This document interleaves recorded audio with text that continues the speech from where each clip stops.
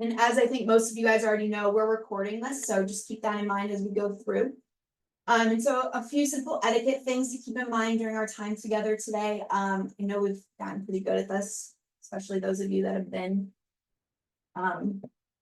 involved in these workshops throughout the last few months, but it's always good to have a reminder. So when possible, please remain on camera, but keep muted when you're not talking.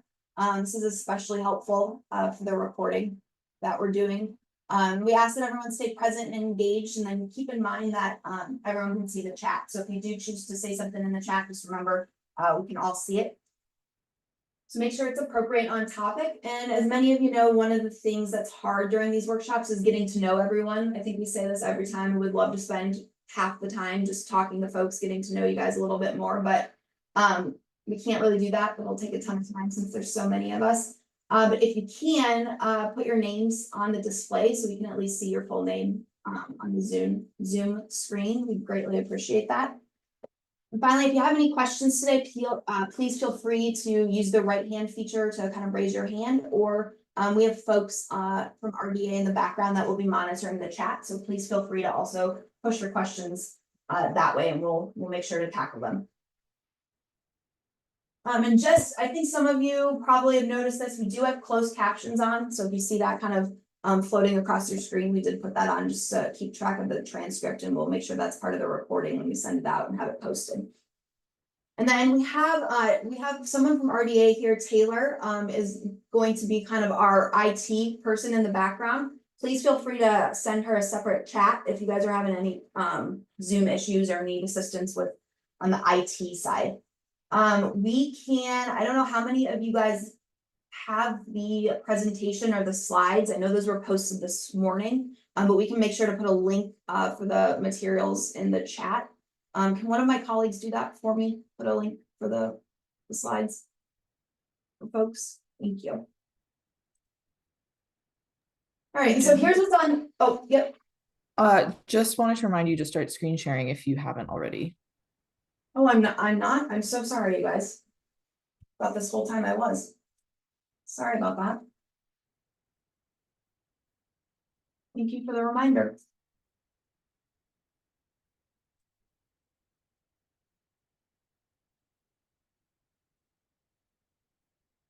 Is that better? Thank you, thank you. Sorry about that. All right, so here's what's on our agenda today. We'll do some quick introductions and talk briefly about the purpose of the project overall and the goal for today's workshop specifically. And then we'll get into the specific objectives, which include a quick project recap for anyone that is joining us for the first time. We'll also do an overview of what was covered in part 1 of this workshop on secondary data. And then we'll move into talking about the process for data sharing and collaboration with other organizations and processes for developing various agreements like MOUs and data sharing agreements. We'll also complete a practice activity and then regroup before we wrap up and kind of close things out with this workshop and then the workshop series overall. So let's do some quick introductions. I'm Jenny Lux. I am a senior consultant from RDA. I have a variety of other colleagues on here with us. Again, we have Taylor in the background helping with IT, and then we have Fabian, and our newest colleague, Julia, will also be here helping us with the breakout activities. And so if you haven't already, I know some of you are really good at this, please feel free to drop your name, introduce yourselves in the chat. Again, we'd love to kind of wish we could spend time getting to know you guys, but let us know who you are and where you're from. See that many of you have already done that, which is awesome. And so another quick reminder, again, we're getting really good at this because we've done these workshops so many times, but our goal, as always with these workshops, is to create an environment where we can all share and feel comfortable learning and practicing new things. And also really feeling vulnerable enough to share challenges or things that might be difficult that we're experiencing. And so we ask you guys to help us make this a respectful place, and you can do that by actively participating and staying mindful of the time when you are sharing so others have space to share. We also ask that you keep your comments and discussion on topic so we can all learn about the particular topic or theme that we're focused on today.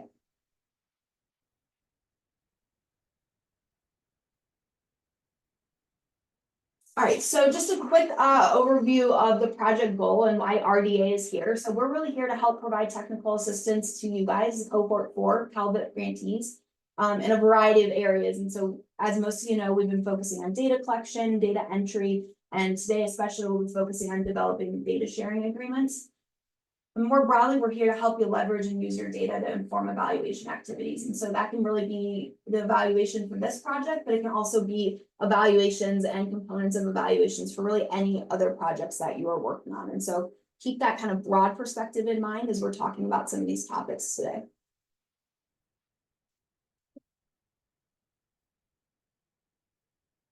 So to quickly recap, we've been kind of through a lot of different pieces and parts throughout these trainings or these workshops. And so in workshops 1 through 3, we really stayed focused on data quality considerations. And we looked at best practices for developing data collection instruments. Then we also discussed capacity building to evaluate your program's efficiency or efficacy and understanding how to measure client progress through outcome measures. And then we dove in workshop 4, we focused on best practices in streamlining and managing data collection processes at the point of entry. So when you're entering that data, staying focused on data validation and making sure that the data is entered clean and correctly. In workshop 5, we reviewed data quality measures and processes for kind of putting a quality assurance checklist or strategies in place. And then in 6, we identified data quality monitoring issues and reviewed approaches to staff training and building kind of what we call a data culture or a vision that's based on data collection and best practices. And then finally, last month in workshop 7, we entered or started to introduce the concept of secondary data and when you might want to use it, how to locate it. And then we also discussed conducting literature reviews and accessing existing data sets kind of in that public or open source methodology. And so that brings us to our workshop objectives for today. This is again the second part of secondary data discussion. And so today we'll be focusing broadly on different considerations related to data sharing. And so that has kind of, we'll kind of be focusing on legal issues, consent, and then those different agreements like data sharing agreements and MOUs. We'll also want you to walk away feeling comfortable with making or creating those data requests and data sharing agreements. And so a lot of our practice activity today will focus on putting those components or elements together.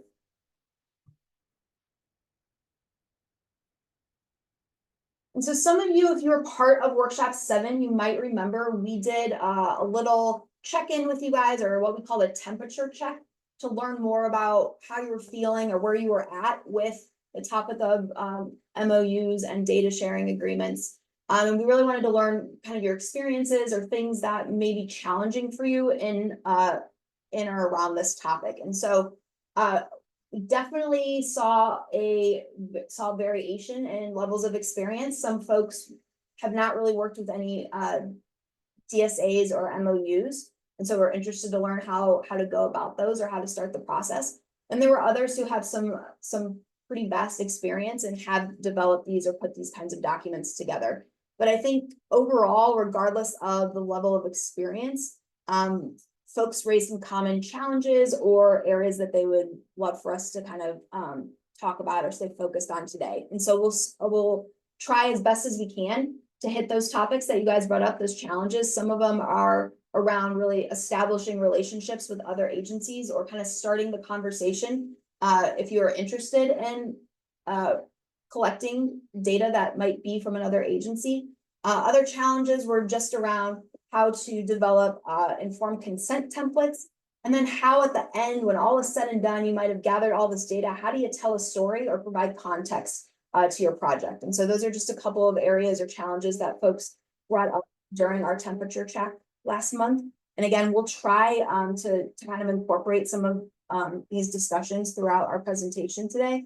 And just based on time and in instances where we can't dive deep as deeply as we want to on some of these topics, we will provide some resources or additional links for you guys to learn more about some of these areas. And so we have a list of resources that we'll also be sharing and we'll mention throughout today's presentation.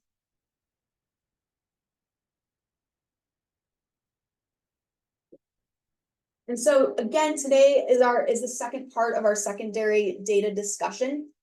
And if you remember in the last workshop, we introduced 3 different kinds of data access. And in that first workshop 7, that first part, we focused on open data. So data that you might be able to access easily on the internet, that open source or public facing data. Today, we're going to switch gears and we're going to talk about restricted data and how you might be able to obtain information from another agency that might be available under certain circumstances. And so how you work through that and how you kind of engage in that discussion to obtain information. And so we like to, since it is kind of a complex topic, there's a variety of steps and a variety of ways you can go about requesting data from another agency or organization. And so even these steps that we've kind of summarized quickly here today, they might be done in a different order. We really want you guys to keep in mind, there are 4 pieces to this puzzle of requesting data from another agency. And so the first piece is really, we want you to identify partners. And so partners means internally within your agency, but also externally. So what kinds of partners or other organizations do you need to identify and then contact and work with to request that data that you might be interested in? And then the next step is implementing a data governance structure. And so we'll talk a little more in depth about each of these steps. But we really want here for you to articulate the purpose and manage the policies, procedures, and technologies you will need for that data sharing or to obtain that data that you want the other agency to share. And then next in step 3, we'll want you to spend time considering legal and ethical issues that will really be the guiding force in your data sharing and how that data is shared and integrated or linked with data that you have from your agency. And so this step also includes consideration for obtaining consent. So we'll talk a little bit about that informed consent process. And then finally in step 4, you'll make everything official and put your data sharing arrangement on paper. And so here we'll establish and document agreements for sharing. So let's talk about these steps a little bit further. So I think it's really important to keep in mind as we go through this today, data sharing efforts, they really are about people and relational skills just as much as they are about technical skills. So of course we need some technical expertise and some data folks to be at the table, but we also, when all is said and done, we need folks at the table where we can build rapport and build relationships. Data sharing across agencies really starts with trust. And so building kind of those relationship skills and identifying the right folks to have at the table, it starts internally. So figuring out who in your organization can kind of lead the effort and be champions of that data sharing project. And so this might include administrators and leadership to act as those champions and promote the data sharing and collaboration effort. Really, you can't start any kind of data sharing project without some kind of leadership or administrative buy-in. And so we want those folks to be at the table from the very beginning and be there to really champion the project that you might be embarking on. And so the next piece or the next kind of group of people that you will want at the table internally are your practitioners and program staff.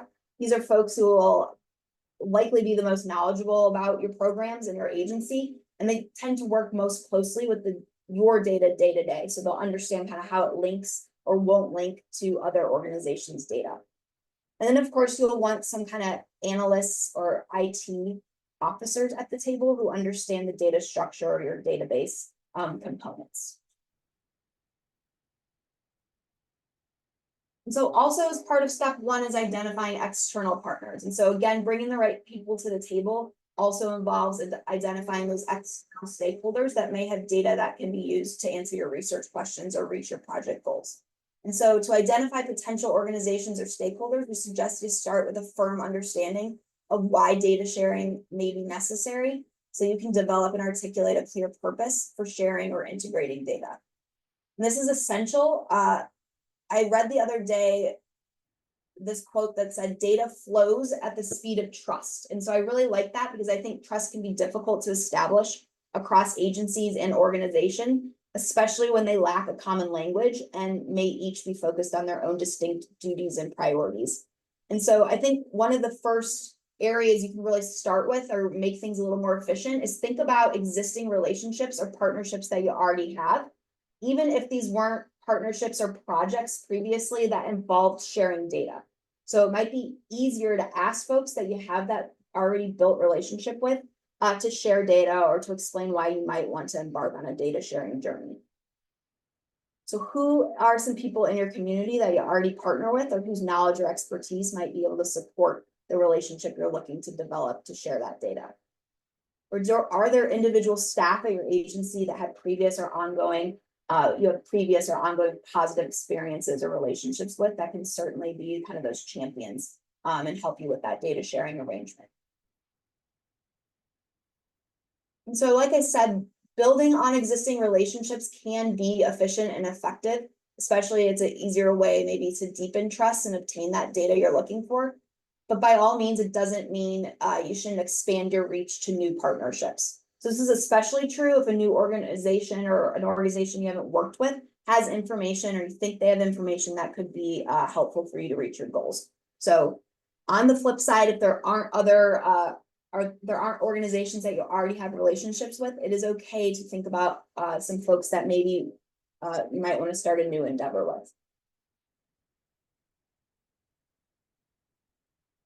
And so regardless of whether you are reaching out to folks you already have rapport with, or if you're reaching out to new folks, it's super important that you spend time upfront discussing motivations, concerns, and expectations. Again, the goal here with this step is really to build trust or maintain trust that you might already have, and then start to document the rules of the road, so to speak, and the needs of your program, their program, and the community overall.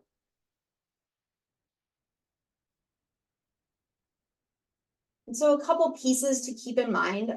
These might seem intuitive, but once you get started, you might forget. And so it's important to recognize that building collaborative relationships takes time. It can be a slow process, even if you already have somewhat of a relationship developed already. Partner organizations that have not previously shared data may need time to build infrastructure, develop internal processes, and again, establish that trust. And even when organizations have experience with data sharing, each sector typically has different compliance and data security regulations that take time to navigate. And so be patient with each other, be patient with the partners or potential partners. And so this all will really lead to building confidence to share that data and allow time to get to that last step where data sharing guidelines and agreements are developed. You might also, when you are reaching out to external partners, you might want to think about tailoring your communication to your specific audience. And so communicating why data sharing is valuable can help motivate partners that might be skeptical to share data. And tailoring the message just further helps each potential partner or organization see the value in sharing their data. And so thinking through what could be beneficial for them, not just what's going to be beneficial for you if you obtain their information.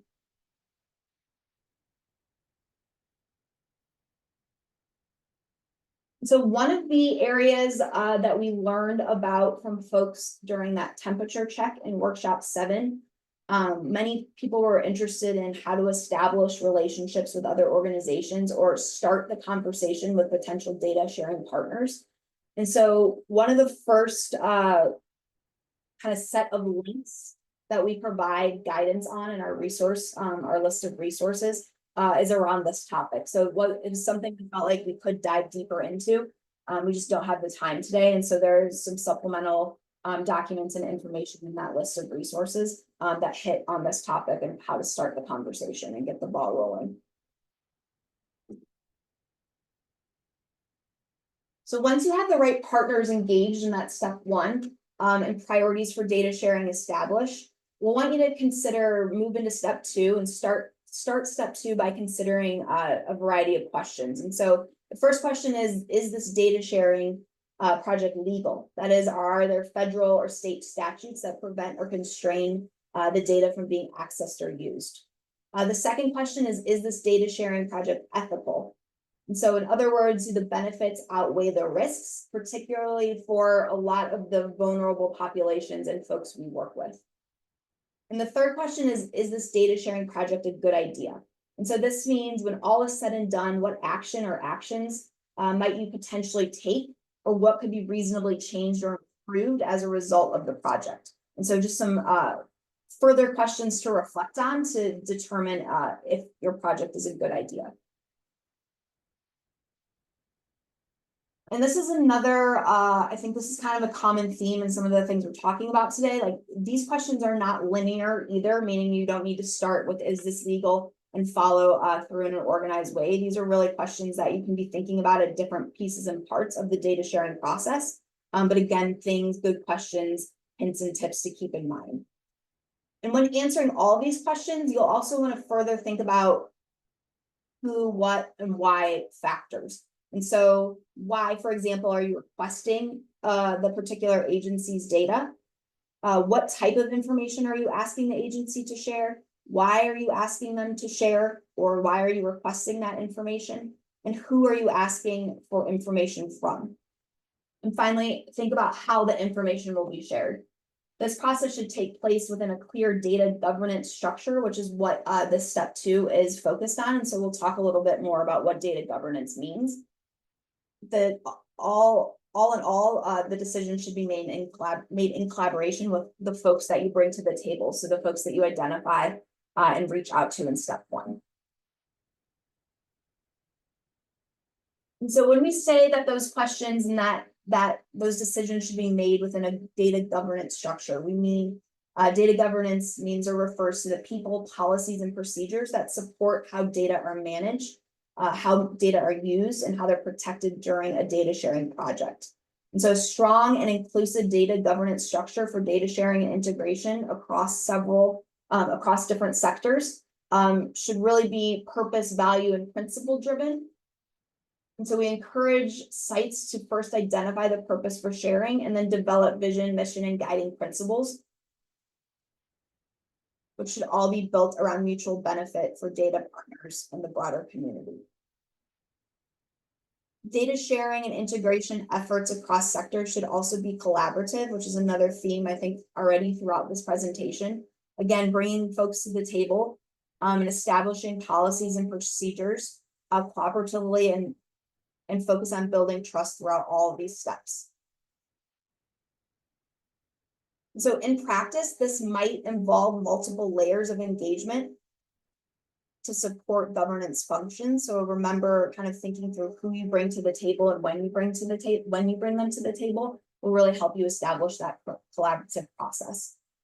Integration or data sharing and integration efforts across sectors is also an iterative process. And so that guides the whole project life cycle and should be revisited and honed and modified and adapted regularly as data sharing efforts evolve. And so this is another piece, really all the steps in this process. We have some additional documents and information for in that list of resources document.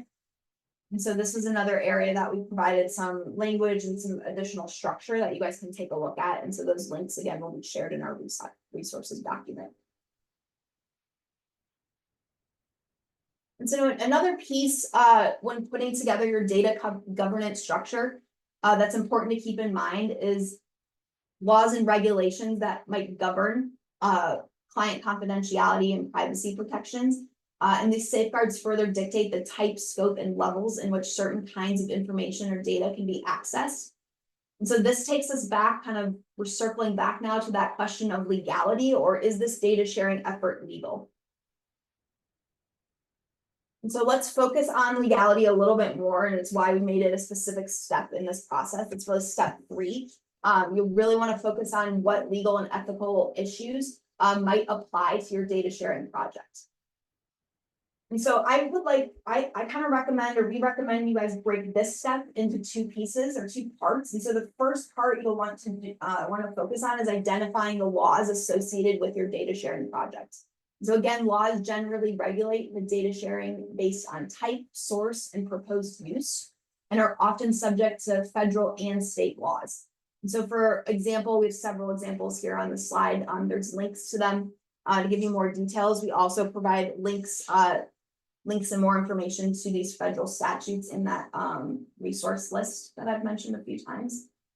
So for example, the Privacy Act of 1974 is a federal statute that regulates personally identifiable records maintained by federal agencies. A lot of us are probably familiar with this one. Another one that I'm fairly certain we're very familiar with is HIPAA, or the Health Insurance Portability and Accountability Act, which regulates the protection of individually identifiable health information. And then other federal regulations like 42 CFR Part 2 aim to protect the confidentiality of alcohol and substance abuse treatment records, while the Family Education Rights and Privacy Act, or FERPA, provides legal safeguards for sharing and integrating education data.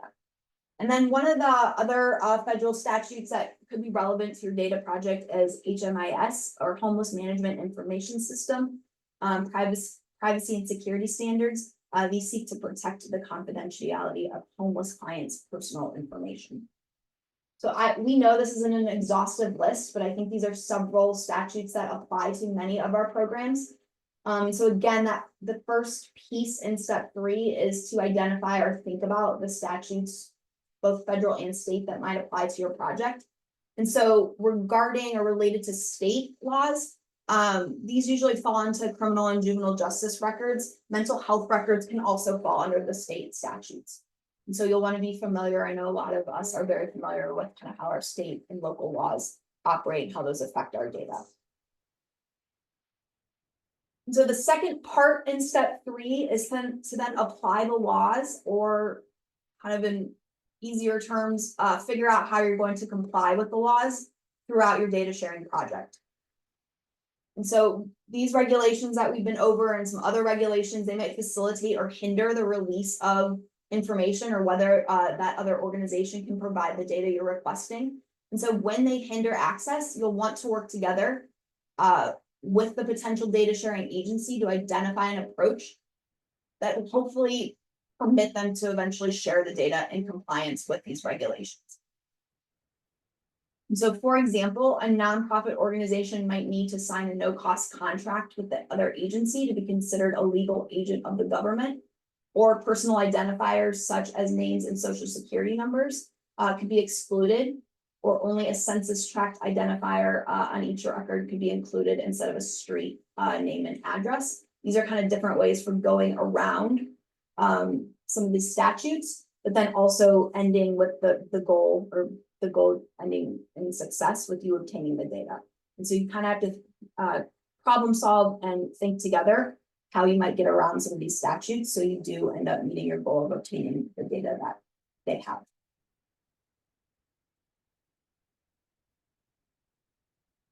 This is also where consent might come into place. Consent can also, it may or may not be the key to sharing data. It just depends on which policies and regulations govern your data, govern the data sharing project, and kind of walking through again with the other agency where consent may be needed. And so that's another piece of step 3, is considering different elements of consent. These are kind of some examples of when consent might be needed to share or integrate data. And again, that will largely depend on the type of data you're requesting, who you're accessing or requesting it from, and how the data will be used. So there's many considerations, but this table really, again, provides kind of what consent should look like, and then examples of language that you should use or can use in the documents. And so we really, for example, want to make sure in a consent that it's willingly given. And so when we're asking for consent, for example, we would want to give folks adequate time to review the full document, not just make them sign the document right on the spot without giving any time.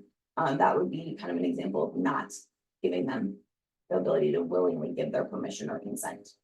We also want to make sure the language is understandable. So using plain language or layman's terms, and being really specific but brief, which sounds kind of like an oxymoron, but again, kind of short, keeping things short and very concise is helpful to leading to more understandability of the consent. So again, we provide lots of different information and some sample language for developing consent forms. This is another area that folks raised wanting help on, or being a challenge in that temperature check. And so you can take kind of a deeper dive and see some sample language, sample consent forms via the links in that resource list that we will provide you guys. And so step 4, this is our last step. This is where you kind of put all the things together. putting things in writing and establishing and documenting what has been agreed upon for sharing information between both parties. And so I want to preface this discussion with there are lots of different types of agreements, things that can go in writing around data and data sharing efforts. Two of the most common ones, or two of the ones that I believe we've seen or worked with the most in projects like this with folks, with grantees, are memorandum of understanding, MOUs, and data sharing agreements. So we're going to kind of just stay focused on those two today. But again, there are several other documents and resources out there that might govern a data sharing arrangement. And so let's start with an MOU. Again, one of the most common ones we see in the field. You can kind of see in this table the differences between these common agreements, with the first column listing the type, and then the second column providing a brief description and purpose of these documents, and then the third column explaining the process for developing these agreements and who might be required to sign them. At an MOU, or with an MOU, it's a written agreement to govern the transfer, use, and disposition of a data set. An MOU will specify any restrictions on the release of analysis or data file and ensure both parties or all parties understand the conditions. This is a foundational agreement among data partners and sets up the core agreement between partners, as well as respective legal rights and stipulations and responsibilities of each party. Again, this is a document that should be written in simple, plain English or plain language, so that anyone involved can understand its terms, including agency leadership, operational staff, and even the public. And so along similar lines is a data sharing agreement. The MOU is kind of more broad, that names the purpose, the partners, and the guiding principles of a data integration or data sharing effort, while the DSA includes, or data sharing agreement includes, the specific terms and conditions that govern how specific data should be transferred, stored, and managed when shared and integrated. And the parties to the DSA are the data partner, so the folks that own the data. And DSAs are intended to outline exactly what data will be shared with whom, how, and for what purpose, and may exist within multiple external government entities. They're also the foundation for which data sharing can be carried out.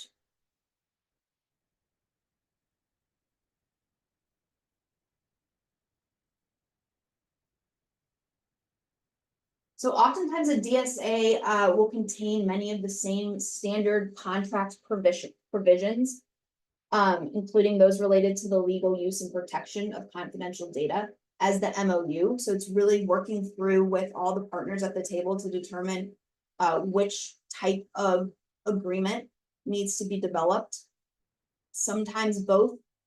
It will be determined that you need both. Sometimes it will be determined that you just need one or the other.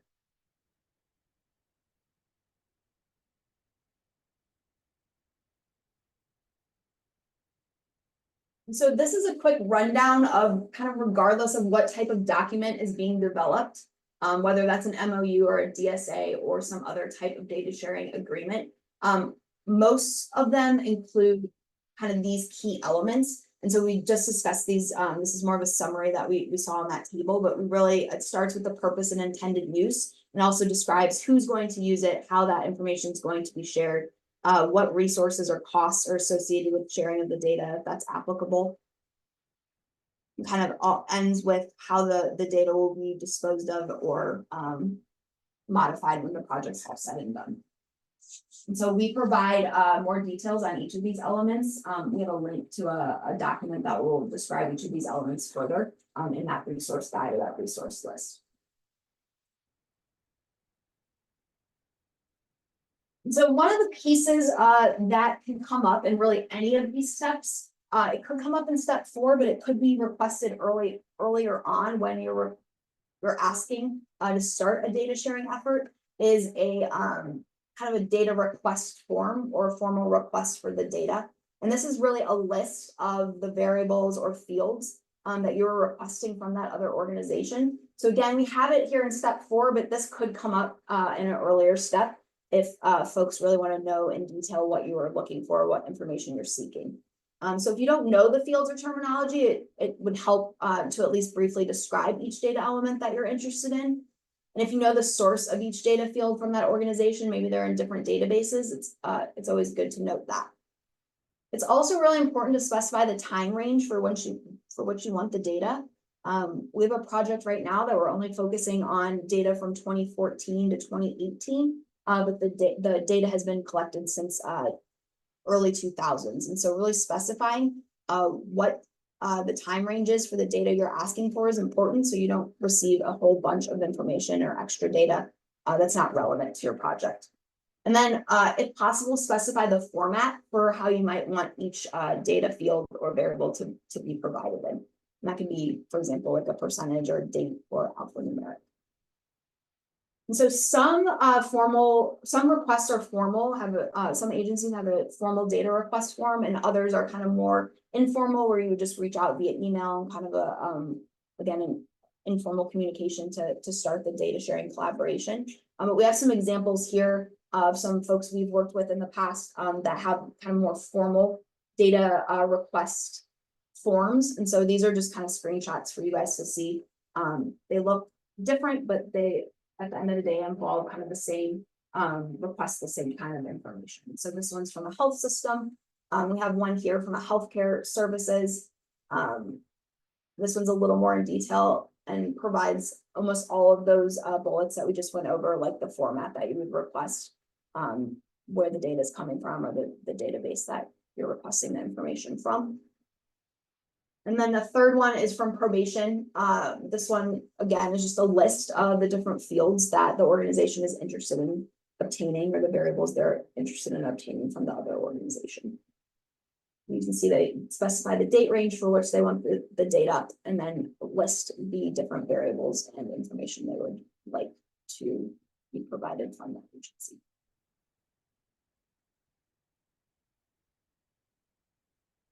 All right, so we went through that really quickly. We really want you guys to spend time kind of collaborating and talking through some of these different elements. And so we will break into groups. We have a lot more instructions or detailed instructions on the worksheet that we will be providing when we get into the breakout rooms. So Fabian, Julia, and I will explain the steps a little more in depth and give you some more instructions when we get in the groups. But in general, we want you guys to work together through the worksheet we'll provide. You're going to review, each group's going to have a different scenario, and you'll use that scenario to ask or to answer a variety of questions about data sharing, how you might set up a data sharing arrangement, what kinds of things you might need to keep in mind during that data sharing arrangement, what kind of data you might ask for from other agencies. And then it will kind of end or culminate in you working through a MOU and a data sharing agreement, just little snippets of those. We will not ask that you complete a full data sharing agreement or MOU, but just kind of putting the pieces into the puzzle and seeing how the information operates. And so again, we'll provide some more information and more instructions when we get into the groups. But Taylor, I think you're gonna put us in the breakout rooms. Oh, you're already ready. Awesome. So go ahead. We'll spend probably 25 to 30 minutes going through this. It's kind of a lengthy activity, but I hope you guys kind of engage in great discussion. We look forward to chatting and debriefing when we get back.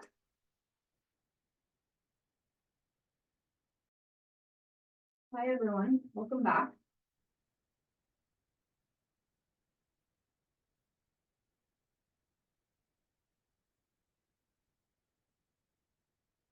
I'm gonna remember to share my screen this time.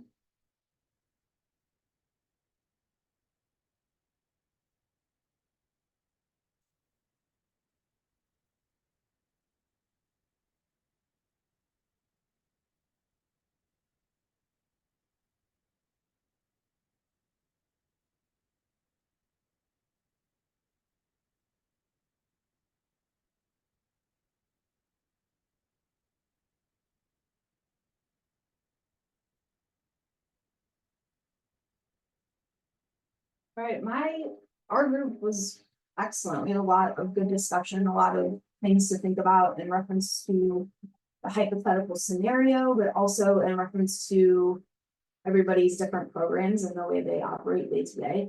So I'm interested to hear what the other groups talked about, what kinds of things came up. Um. So I don't have any like formal structure, but I would love to hear from each group, just different pieces and things that came up. And if you could tell us, whoever is gonna talk, if you could tell us a little bit about the hypothetical program your group was assigned, so everyone else understands what we were working with, that would be awesome, but, does anyone from my group one, wanna share with folks what we discussed and what our scenario was?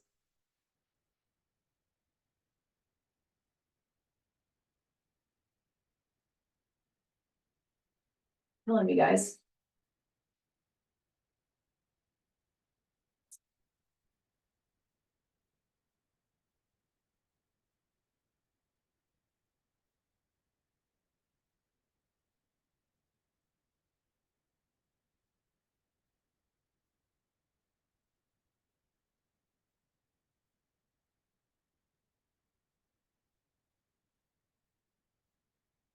All right, I will start. Okay, I I'll will- take. Okay, go Okay. ahead. No, you All go, right. please, go for it. Well, we were talking about in terms of partners sharing and cooperating with each other, as well as, you know, the data that's being gathered. I'm gonna try and put this as a synopsis in terms of the type of information that you're going to be sharing, how you share that information, how it's going to be transmitted, how it's going to be stored. Um, we talked about issues in terms of who are the quality type partners that you want to get or that you partner with, and the type of information you're going to be asking each other for sharing. You know, from the juvenile system to child work, you know, child development. Um, some of my other partners, y'all can jump in here and help me too a little bit. But you know, we kind of talked about the issues of you know, being able to get quality information. You know, when you're talking about kids that are coming out of the system or been in the system, to be able to get information that goes that's backdated, so that we know that the information that we're getting is quality information on that youth or that young adult, as well as if he came out of the foster system, things of that nature, because they're all dealing with different issues. Some are mental, some are I don't want to say psychotic, but you know, whatever those issues might be. Our second area was the type of you know, the partners that we're working with, and being able to cooperate together, because they're going to be asking us for some certain information that we have to be able to provide to them to be a good partner. The third scenario was kind of going into the MOUs and the DSRs, but DSR, but really it's talking about how that information is being transmitted and how it's being stored. You know, we didn't get the chance to dive a lot into that, but those are some really critical things, because everybody uses different systems. Some have systems where they have a secure system of their own. Some use companies that you know, you can use special passwords, things of that nature. But the transmission of that information is super important, as well as the storage of that information. And that's a little bit of a synopsis of what we went over. What about others from group one? Do you guys have anything else you wanna add? Give me one. Yes. So I got you, Greg. Okay, so our scenario was to kind of prove that safety nets programs are effective. So that's the information that we were trying to collect. And we went over different organizations and different places that we can collect this information to be able to prove. We also went over what would be our first step in making a release of information form and how that would look and how would the process be. It was also brought up that at some point we can have our participants sign 20 forms for every single organization. So all of this needs to be brought up and mentioned in the beginning. Let's see. We went over a lot. I know we didn't really go over specific programs, but that's what I remember. Nope, For the that's most great. part. I think right? Oh, sorry, go ahead. Go, no, I'm done, thank you. I was gonna clarify, our group went into a lot of discussion about, at the end, we kind of had this hypothetical ideal project with all these different agencies and organizations involved and data they could provide. And so we talked about how that can be really overwhelming, especially if data sharing projects are new to folks. And so starting really small and maybe engaging with just one organization for the data sharing project first might be the best step. Start very small and then work your way up to adding additional organizations or collaborating with additional organizations. But if you are in a situation where there are lots of agencies involved and you're receiving or collecting data from those different agencies, you really want to be mindful of how information or on a consent form is developed. And that's where those 20 different consent forms came from. We don't want to be asking our clients to sign a variety of forms. And so if a variety of agencies are involved, it's really being strategic and in that front end collaborating and getting on the same page about what consent needs to be given and for what, so you're not asking them to sign a million different forms. All right, group 2, talk to us a little bit about what your hypothetical program and what you guys landed on as far as different answers to questions. Yeah, so our Not all in you group, want to talk. See group 1? Julia, go ahead. You kick us I was off. just gonna lay out the scenario and hand it over to Alex. Our scenario was a provider serving families with high level of need and supporting needs to improve school performance, and then trying to show the program's efficacy and gather data that would demonstrate that and improve the program itself.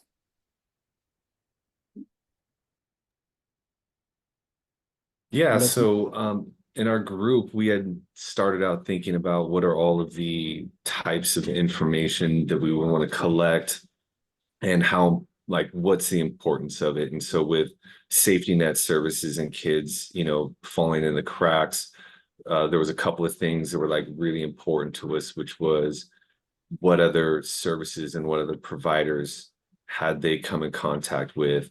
Who are their caregivers? Are they original parents?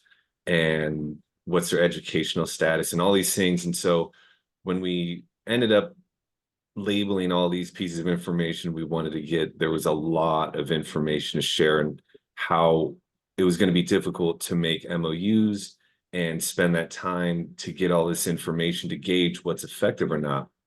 And there was some cons or some pros of getting the information to see how we could better serve the youth. Because for me, if they've been through this program, and this program, and then they get to me, I want to know what they've been through, what services they've been given. And then that way I have a better view of like, what's that special ingredient that this kid needs to like stop getting passed around and to like really be that thing that helps this kid.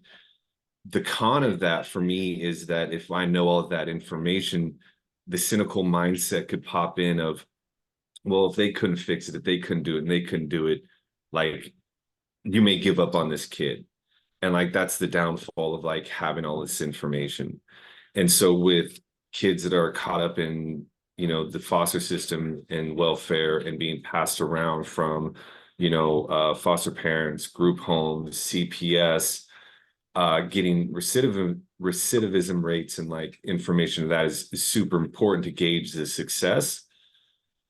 But it's going to be really hard to gauge if you can't connect their crime to what's the parent status, to what's their living status, to what's their educational status, to what other service providers have they been to, and then get a holistic sense of where they're at, and then follow up later down the road and getting all that information to find out what's the most important, what's valuable is going to be really hard. There's a point of information overload. I think we talked a little bit about that in our group too, is like weighing that balance of seeing the person as a full person, seeing kind of the full picture of services and supervision and all that, kind of, again, seeing that full picture. But then there is a point where you now have way too much information and what do you do with that? So balancing that. Thank you, Alex. Marvin, were you going to jump in? I thought I saw you off mute for a second. I just want to offer if I needed to share the document so that Alex could have it, but yeah, he did a great job in summarizing it. Awesome. Anyone else from group 2 wanna chime in? I think one of the areas that we underscored in the group also is the protocols in terms of protecting data. And I know that in previous workshops, we've talked about, you know, what do those protocols look like in terms of collecting data, storing data, and discarding data, and just being very aware of the implications of those protocols or the absence of those. So we talked a little bit more about in terms of sharing data electronically. What, you know, is it encrypted, and is there certain information there that's standardizedly removed so that we don't jeopardize the data landing in somebody else's hands, or codifying it so that we know what it is, but anybody else looking at it would have no sense. Maybe even collecting information in aggregate form if it's a group of individuals. So just another important point to discuss in data gathering, and included in the MOU. Yep, very good. Just another layer to all the other layers. I had sent to my group, we discussed some of this, I had sent to my group some of my very first research projects, like people sent floppy disks with data and CD-ROMs with data, and sometimes I missed that, like that seemed easier than some of all these other protocols that are coming up with clouds and web-based systems. So thank you. All right, group 3, tell us about your scenario and what you guys chatted about. So the scenario for group 3 was that of a local provider that is serving individuals with physical and behavioral